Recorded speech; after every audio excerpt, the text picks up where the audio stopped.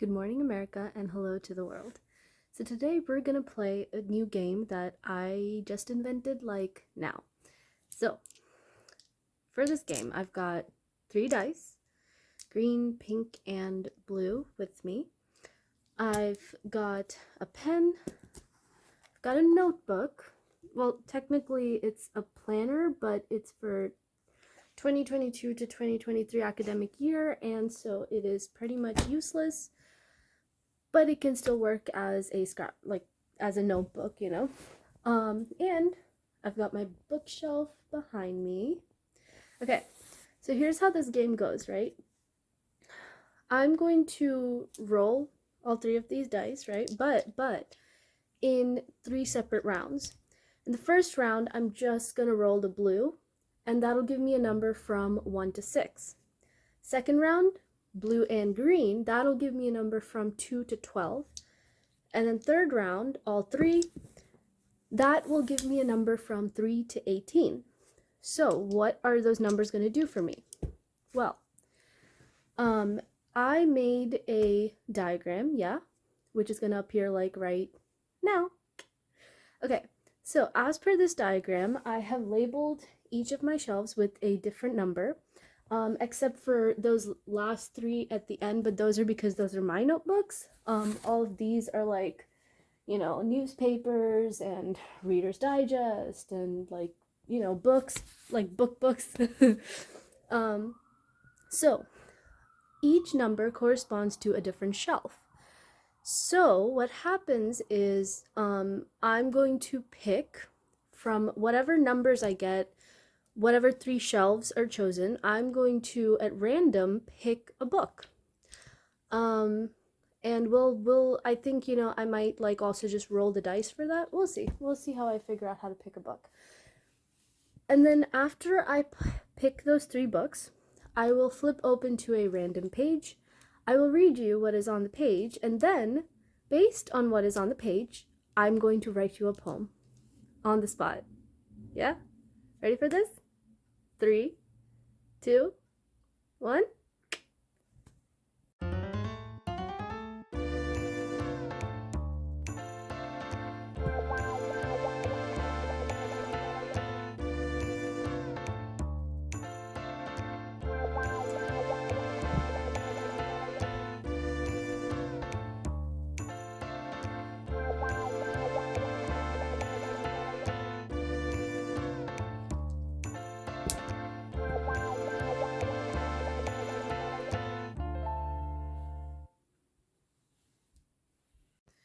Okay, so according to my dice, the shelves that I will be choosing from are, we've got 2, we've got 7 and 7. So how shall we do this? Okay, so let's see. We've got in 2, we've got 1, 2, 3, 4, 5, 6, 7, 8, 9, 10, 11, 12, 13. So I'll just roll. Here's what I'll do. I'll roll all 3 dice, and if I end up getting 13 or higher, then I'll choose the 13th book. If I choose 1 to 12, then we know what to do. Okay, so I'm gonna drop the dice, and let's see what we got. Blue is 2. Then red or pink, whatever you want to call that, 4. And then green, 1. So 1 plus 2, 3 plus 4. Bruh, 7. Again, really? Okay, 7. So our 7th book on the shelf is 1, 2, 3, 4, 5, 6, 7. The Tale of Emily Winsnap by Liz Kessler. First book in the series. And you know what? It's an excellent read. For any of you who are like, say, under 14 maybe, yeah, like, if you can read, like, because a 2-year-old can't read this, but like, yeah, it's a great children's book. Older readers might also enjoy it. Like, they're the most recent book in the series, which is this one, book number 9. This came out just a couple of years ago, and I read it just a couple of years ago, like as a young adult, and I loved it, but that's because I'm a fan of the series. This book is the reason that I like to read, by the way, which is a story we'll get into another time. Okay, so now from shelf number 7, we've got 1, 2, 3, 4, 5, mine, 6, 7, 8, 9, 10, and 11. So this time we will only be rolling 2 dice, and if we get 11 or 12, we'll pick the 11th book. All right?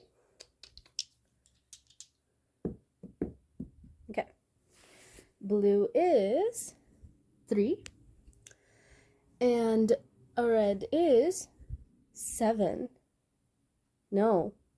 See, my brain has 7 on the brain. That's not a 7. That's a 5. Okay, so we have 3 and a 5. That's an 8. That is an 8, people. That's not a 7. Okay, so we have 8. So, 1, 2, 3, 4, 5, 6, 7, and 8. Okay, this is... what is this? One Last Stop by Casey McQuiston. In fact, it's not the only book on my shelf by Casey McQuiston, which is really interesting because I've never read Casey McQuiston before. I have the books, I have to read them. They're on my to-be-read list.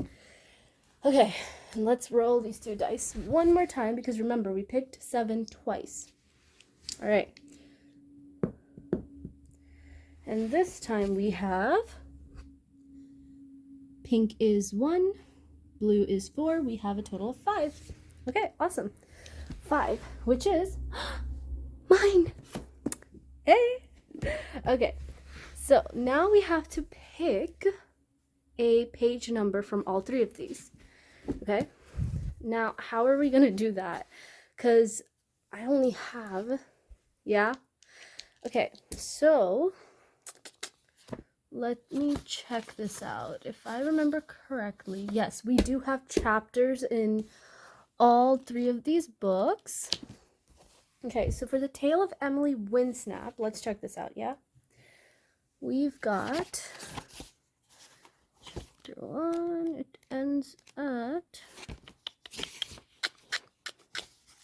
Okay, I'm gonna just put you down right there. Hey, there we go, yeah.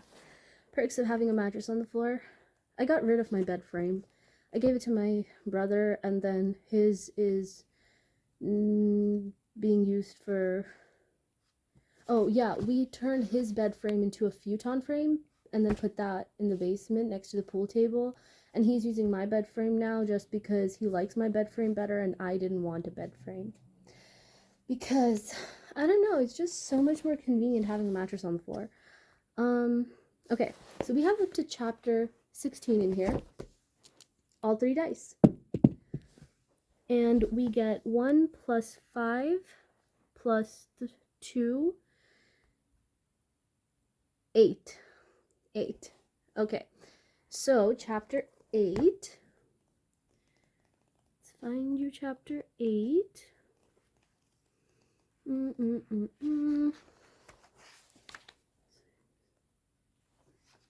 I'm just now realizing you can totally see into my closet. I'm gonna do that. I don't even know what's visible in my closet right now. You know, there won't be clothes in my closet. I don't put clothes in my closet. Well, I put my sadis in my closet.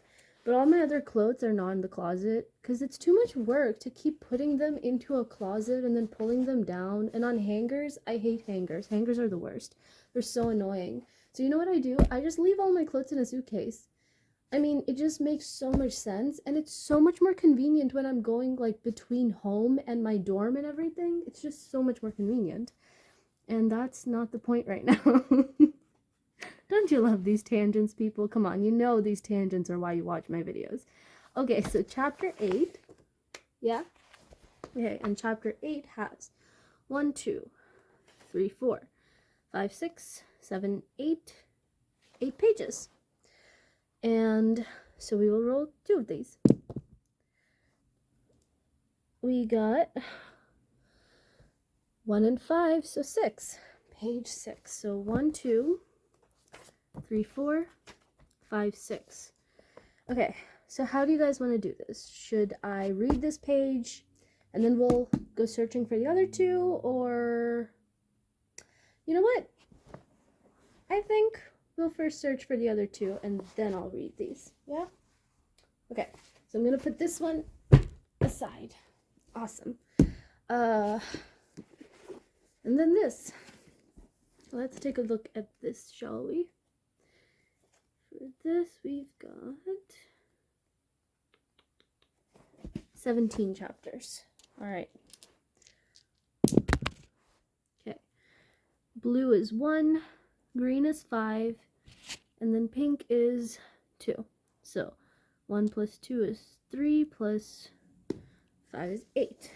Okay. So 8th chapter.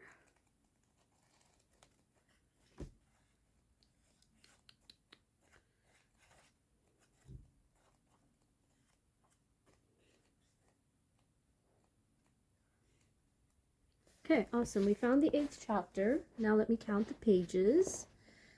Okay. Now you can see the book. That's better. Awesome.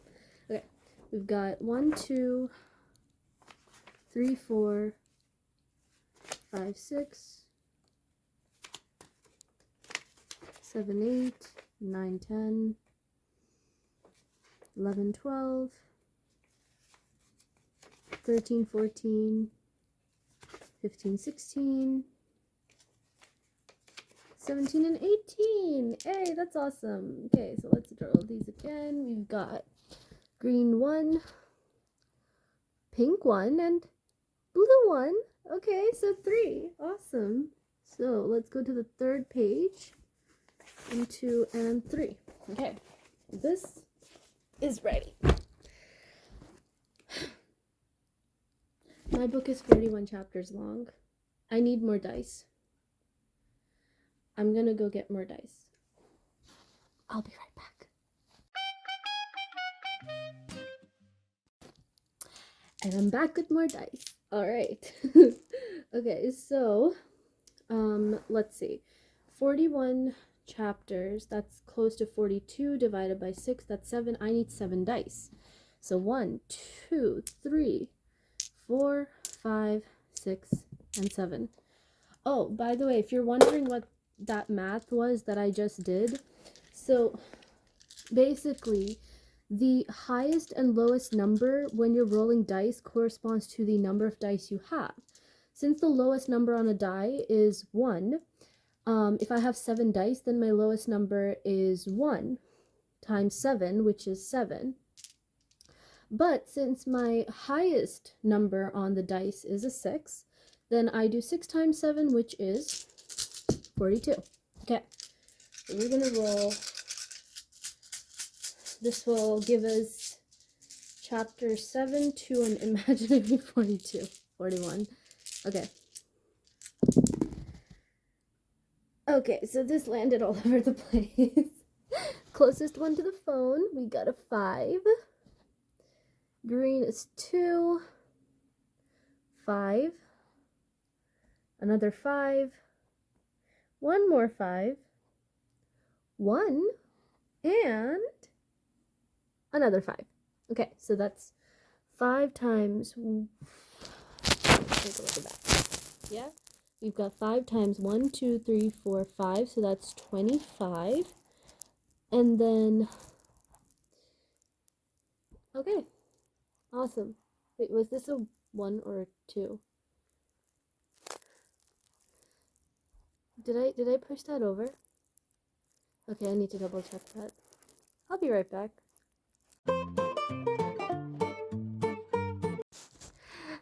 It was a 2. I rewinded and watched the last part of that video.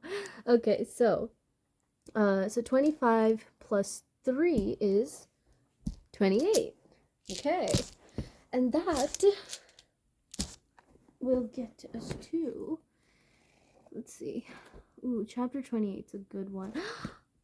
It's fate. Literally, it opened up right to chapter 28. How awesome is that? Okay, let's count the pages. I know that it seems a little daunting that my book has like 41 chapters. I promise you it's really not that bad. Like, let's see, the page numbers, it goes up to 365 in this. Honestly, that's better because I thought it was 400 something, but... And then this is, let's see, this is McQuiston's One Last Stop. I'm gonna put my hand here so I remember what page to go for, but, and this goes up to 422. Yeah, look at that. Look at that. Can you see that? That says 422. But apparently she only has like what, 18 chapters. I think I just have shorter chapters is what I think what like happened, and that's why I have like more chapters, but who knows? So people keep freaking out when I tell them it's 41 chapters long, and I'm like, it's really not that bad. Literally, I'm pretty sure the Harry Potter books, which are meant for like kids, are like longer. But anyways, okay, so chapter 28 has 1, 2, 3, 4, 5, 6, 7, 8, 9, 10. Oh my god, memory lane. And 11. See, the 11th page is like literally 3 lines. Anyways, so 2 dice. And we've got 5 and a 4. That is a 9. So page 9 of chapter 28. 1, 2, 3, 4, 5, 6, 7, 8, 9. Okay, so now that we have chosen all 3 of our pages, I am going to read them out loud for you. That is the next step.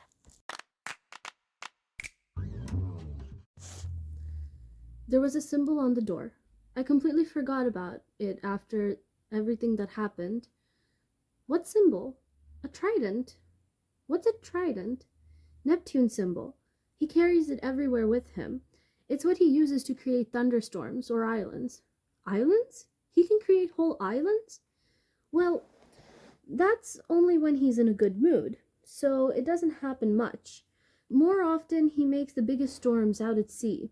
Shona's eyes had that wide, shiny look they always did when she talked about Neptune. Some merfolk say he can turn you to stone with his trident. His palace is filled with stone animals. I heard that they were all animals who had disobeyed him at one time. And he can make ships disappear just by waving at them, or produce a feast for 100 merpeople, or create volcanoes out of thin air. Cool. We'd arrived at the door. Look, she pointed, at the top corner of the door. A brass plate, an engraving, quite faint, but there was no mistaking what I was looking at. The picture from Mr. Beeston's keyring. But that's... I pulled at my pocket. It's impossible. It can't be.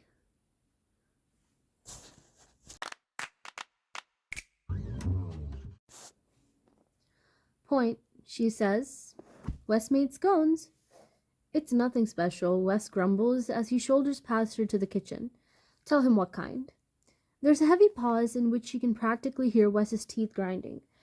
Orange cardamom with a maple chai drizzle. He bites out with all the fury in his tiny body. Oh shit, that's what my sister's bringing, Isaiah says. Wes looks stricken. Really? No, dumbass. She's gonna show up with a bunch of Doritos and a Ziploc bag of weed like she always does, Isaiah says with a happy laugh, and Wes turns delightfully pink. Praise it and blaze it, Mila comments, flopping onto the couch. When the first members of Isaiah's drag family start to show, serotonin and dewy daytime drag and a handful of 20-somethings in flashy manicures and thick-framed glasses to hide their shaved-off brows, the music cranks up and the lights crank down. August is quickly realizing that it's only a brunch in the absolute loosest definition of the word. There is brunch food, yes, and Isaiah introduces her to a Montreal queen hot off the touring gig with a fistful of cash and a Nalgene full of mimosas. But mostly it's a party. Apartment 6F isn't the only group outside of Isaiah's drag family to warrant an invitation. There's the morning shift guy from the bodega, the owner of one of the jerk chicken joints, stoners from the park. There's Isaiah's sister fresh off the train from Philly with purple box braids down to her waist and a Wawa bag over her shoulder. Every employee from the Popeyes downstairs ends up the second they've clocked out, past, and that's where it ends. It says passing, but that goes on to the next page, so pass.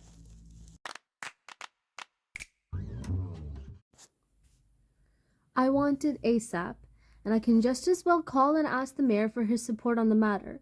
My father and his company backed the last campaign. I have a couple of current and ex-senators on speed dial too, if you really want to test my patience. Within an hour, the coroner's report was sitting on the table in front of Damon. There were no signs of any physiological issues prior to the accident. That's what was listed as the time of death, 3:40 p.m. How did you get such a specific time of death? His watch broke during the accident, and the hands were fixed on 3 and 8. Damon looked up at Detective Hightower with a pale face. What's wrong? He silently dipped into his pocket, took out his phone, and pulled up the text he received from his father and compared the times. Oh, my God. They died because of me. Okay. Hold on, Rosalind thought upon hearing this narration. You can't possibly be serious. You can't blame yourself for your parents' deaths. Firstly, your dad shouldn't have been texting and driving. That's on him. And you have no idea what was happening there. Maybe it was just the blizzard. Maybe it's only a coincidence that the accident happened a second after he sent the text. You can't possibly know. But she kept her thoughts to herself. She wasn't going to reprimand him for his guilt in the state he was in. She squeezed his shoulder tighter. He grabbed onto her hand and held it to him. Damon, I know it sounds cliched, and you probably won't listen to me anyway, but you can't blame yourself for what happened. I know. He took a deep breath and turned to face her. Rationally, I know that, but the irrational part of me... The rest of the day was somewhat of a haze to his memory, probably due to the 2 bottles of whiskey he passed out with when he got to his apartment. But within a month, living in the same place as the road that took his parents' life felt like a knife repeatedly stabbing him in the heart. He desperately wanted to escape. Within 2 months, his tendency to socially drink and habit for picking up women on occasion at the bar turned into an... 10 points for anyone who can fill in the next word. But I won't read it, because it goes on to the next page.